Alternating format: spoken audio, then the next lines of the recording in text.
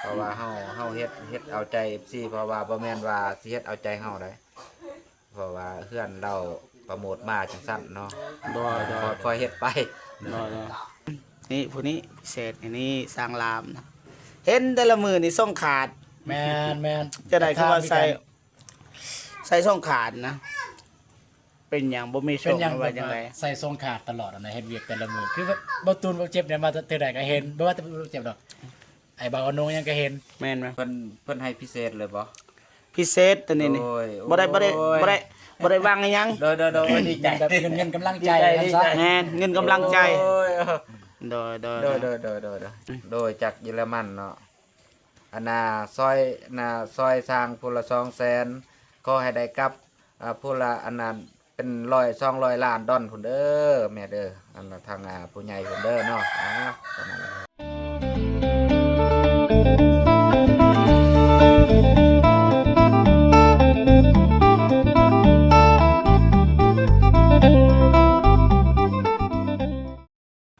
กราบสบายดีเนาะ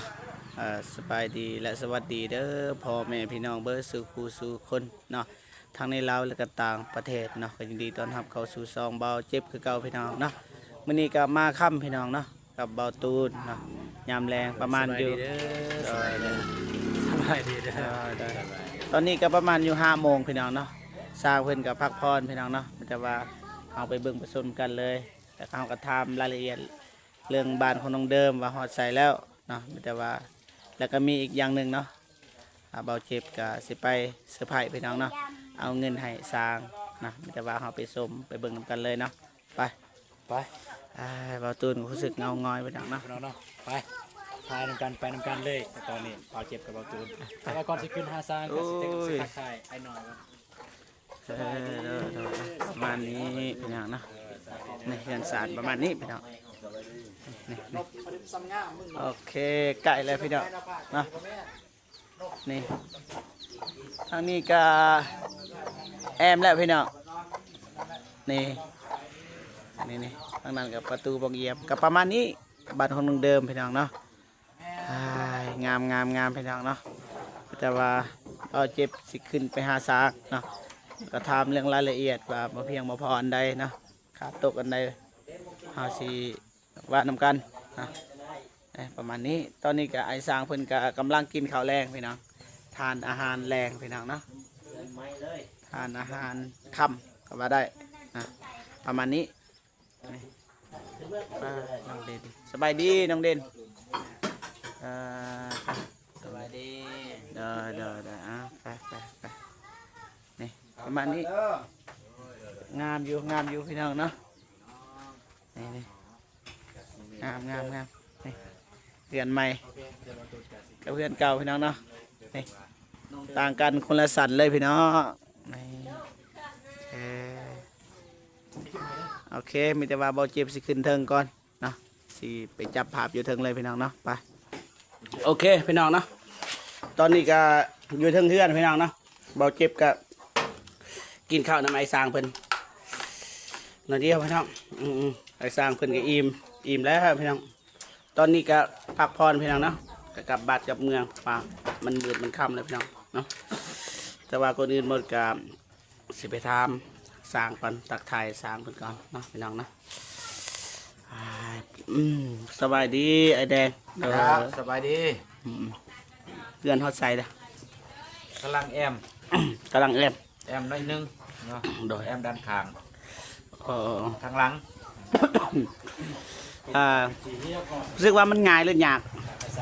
ว่าความจริงเลยยากเนาะแต่ว่าเขาก็เฮ็ดละเอียดเนาะเอายิ่งน็อตนี่มันยากแต่ก็อดเอาแหละเนาะมันบ่คือเหล็กตะปูเนาะถ้าบ่ยิ่งไม้เสื้อล่าเฮาตอกมันก็สิแตกมันเป็นปูนบ่แม่นโดยเนาะก็ต้องคอยยิ่งเอาข้างนอกอันนี้ให้มันออกได้ดีครับน้องเด่นนะครับพี่น้องป้องป้ายเขาเบิ่งออกงามในรูในตาเข้าใจว่าไอ้น้องก็ดีใจแล้วโดยถ้าเฮาเฮ็ดมันบ่งามเขาก็ว่ามันบ่งามก็ว่าเฮาก็มันบ่ได้คุณภาพแต่ว่าผู้นี้เป็นลูกแม่นเฮาก็ต้องคอยเฮ็ดไปนะแต่ว่าเฮาก็เฮ็ด เห็นถึงความตั้งใจ เป็นยังจึง แล้วก็ละเอียดอยู่ น้องทง โอเคอยู่ทางนี้กันแล้วนี่ บ่มีเสื้อ เนี่ย อันนี้ว่าแทนแล้วว่า โอเคนั่น ไม่ที่น้องเว่าเนี่ยไอ้ายถือมาหรือเปล่า ถือมามื้อนี้8โตว่านนี่4มื้อนี้8เอาเทื่อละน้อยเฮาก็เพราะว่าเฮาญาติเวลาเฮ็ดนะ โดย นะเฮาก็สิเอามามันครบอันน่ะใน38โตเพราะว่าเฮาก็คือเฮ็ดนี่แหละญาติเวลาไปปาดอยู่หั่นแน่ปาดใหม่แน่แล้วก็เฮาก็ญาติเวลามาเฮ็ดพี่แน่เนาะเฮ็ดตัวนี้เต็มที่นะคันเว้ารวมแบบ เวลาตอนเช้าเฮาก็ประมาณชั่วโมงหนึงครับไปปาดไปเรื่อยหยังนะเพราะว่าใหม่เฮาอยู่สวน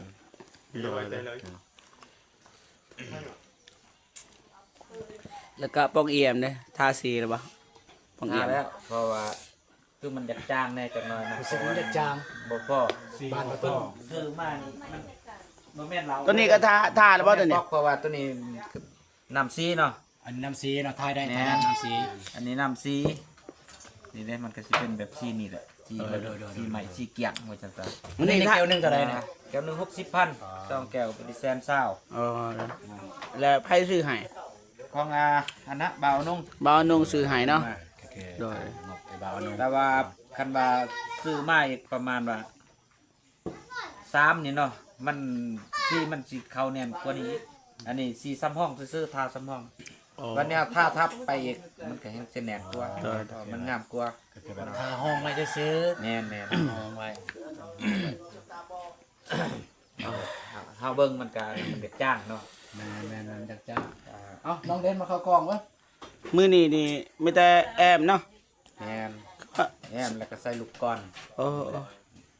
อ๋อโดย อยากสานเนี่ยจักหน้อยเนาะงานเฮาก็เพราะว่าเฮาก็เก็บละเอียดมันหันซ้ำว่าเฮาเฮ็ดได้ว่าซั่นซะ น้องเด่นเข้ามาแล้วเชฟสวัสดี น้องเด่นสบายดี สบายดีไอ้สร้าง สบายดี เด้อสบายดีไอ้สร้างเด้อเพราะว่า FC นี่เขาสนใจหลาย แม่ สร้างเขาอยากฮู้ชื่อนะเฮานี่ฮู้แต่ว่าบางคลิปก็บ่ได้บอกชื่อนะ แม่ โดยไม่แต่ว่าแนะนำชื่อนะอ้าย เอาทางไอ้ใหญ่ก่อนเลย พวกข้านี่ก็ซื้อแดงเนาะ ชื่อแดง เจ้าบ้านกำกอเก่า เด้อ ไปคือแบบโอ้หน้าที่มันสั้นซะ เจ้าก็บ่ปานนั้นหัวหน้านำกันหมดทุกคนนี่แหละเนาะมีหยังเฮาก็เฮาเฮ็ดเฮาก็ตักเตือนกันแม่น ปรึกษากันเฮ็ดอะไรมันให้มันละเอียดเฮ็ดได้มันงามเนาะเฮาก็อดรวมกันเวลาเฮ็ดตัวใดมันบ่งามทาง FC ก็ยินดีถ้า FC ตำหนิติชมก็ยินดีเนาะเฮาก็สิน้อมรับเพราะว่าก็มันบ่งามแท้เฮาก็สิมางออกเพราะว่าแก้ไขใหม่เนาะเฮาก็จังซั่นแหละ โดย เพราะว่าเฮาเฮ็ดเอาใจ FC เพราะว่าบ่แม่นว่าสิเฮ็ดเอาใจเฮาได้เพราะว่าเพื่อนเราโปรโมทมาจังซั่นเนาะ โดย ค่อยๆเฮ็ดไป โดย เออ ขอบใจเอ้าต่อ คนต่อไปพี่น้องเอ้ย ต่อว่าดังๆเด้ออ้ายเด้อ FC อยากฮู้ชื่อของสร้างชื่อลอย สื่อร้อยเนาะ โดยอ้ายลอยนะเพราะว่าพอลอยนะก็ประมาณนี้อ้ายเพิ่นเว้าบ่เก่งพี่น้องเนาะ คนขี้อายแน่ โดยทางนี้อีก คนต่อไปพี่น้องเอ้ยเนาะ สวัสดี อืม คอยซื้อร้านอยู่บ้านอาลิง โดยศิลาม แม่น ศิลามโดยประมาณนี้เดี๋ยว อันนี้เด้อันนี้น้องเด่น น้องเด่นพี่น้องนะ เอาหยอกน้องโดย ไอ้มันด้นเนาะไอ้ายเนาะด้นเนาะนี่ เฮ็ดจังได๋ มันหยากเนี่ยนะแอบนี่ แม่น ยากแล้ว ยากแม่ ยัน ไม่เสื้อหลานบ่คือไม่แป้นเนาะ ทำไม่แป้น เฮาบ่ย่านเพราะว่า ตอกเอาเนาะ ง่ายเนาะอันนี้ไม่เสื้อหลานตอกเอาก็แตกเลย แมนมื้อนี้เบาจิบเบาตูนก็บ่ได้ซอยบ่กล้าซอย เดี๋ยวซอยยังเลย อันนี้มันละเอียดอ่อนนะเฮาก็บ่กล้าเฮ็ดเฮาก็บ่เป็น บ่กล้าสิ ต่อ ไปอันนั้นเนาะโอเคพี่น้องเนาะมีแต่ว่าเบาจิบมีข้าวดี มาบอกให้ไอ้สร้างเพิ่น3 คนแล้วก็น้องเด่นนะ แม่น อ่า ที่จริงก็จุอ้ายเนี่ยก็บ่ฮู้ว่าเฮาสิมีหยังหั้นนะแต่ว่าเฮาจะให้นี่จุอ้ายเนี่ยมานั่งอยู่นี่นะเขาก็บ่เข้าใจเอ้าคือมานั่งมันผิดปกติอะนะ แม่นแม่นแม่นแม่นแม่น แล้วก็อยากถามนี่ผู้นี้พิเศษนี่สร้างรามนะเห็นแต่ละมือนี่ส่งขาด แม่นแม่น จะได้คือว่าใส่ส่งขาดนะ เป็นอย่างบ่มีโช เป็น ค อย่าง ว่าจังได ใส่ทรงขาดตลอดนะเฮ็ดเวียกแต่ละมือคือบ่ตูนบ่เจ็บเนี่ยมาแต่ใดก็เห็นบ่ว่าแต่บ่เจ็บดอกไอ้บ่าวอนงยังก็เห็น แม่นมั้ยแต่ว่าลืมถาม ส่งขาด มื้อนี้ก็เลยถาม บ่มีทรงแต่ทรงเดียวนี่แหละแบบทรงว่าสิออกเฮ็ดมาเวียกงานคือว่าเฮ็ดเฮือนเฮ็ดซ่านนั่นแนวนั้นก็ทรงนี้เลยใส่ โอ้เพราะว่าเสื้อส่งเฮ็ดเวียกอันนี้เนาะ แม่น ว่าส่งมันบ่ลายพี่น้องเนาะเพราะสันมันบ่ลาย ก็เลยใส่อันนี่ก็ได้อยู่เข้าใจมีแต่ว่าบ่ให้เป็นการศึกษาเสิเวลาเนาะเบาเจ็บสิเอาเงินให้ โอ้พี่น้องเอ้ย เด้อ บ่าวเจ็บสิสภาพ สิเอาเงินให้นี่ไอ้สร้างเพิ่น3 คน เจ็บสิสภาพ เอ้ย คนละ200,000กับน้องเด่นนะเพราะว่า 200,000นะ เงินนี่ก็บ่แม่นเงินของเบาเจ็บมีเงินผู้ใหญ่ใจดีทางเยอรมันเพราะว่าเพิ่นเห็นถึงความดุมันถึงแบบว่าตั้งใจและเฮ็ดเวียกนะ เพิ่นให้พิเศษเลยบ่ พิเศษตัวนี้นี่ โอ้ย บ่ได้วางอิหยัง โดย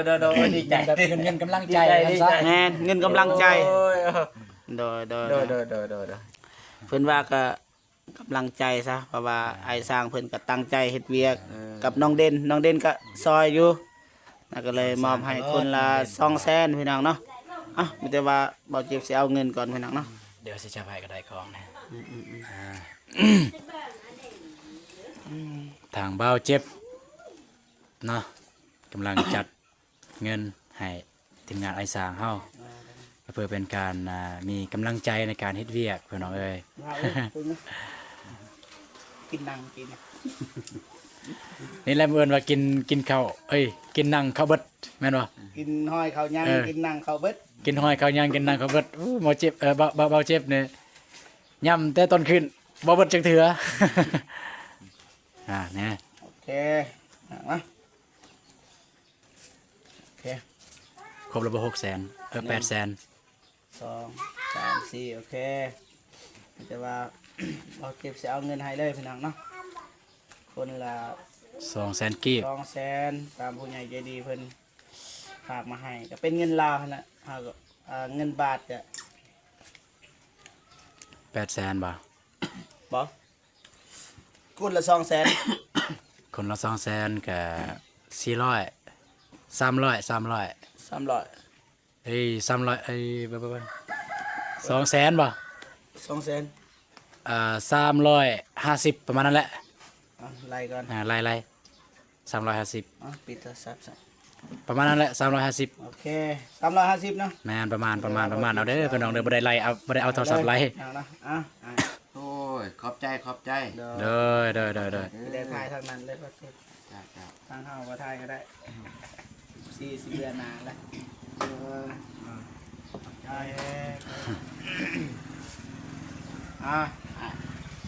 ขอบใจตามผู้ใหญ่ใจดีเพิ่นเนาะ FC เพิ่นก็ทาง เด้อ การน้องเด่นนางนะ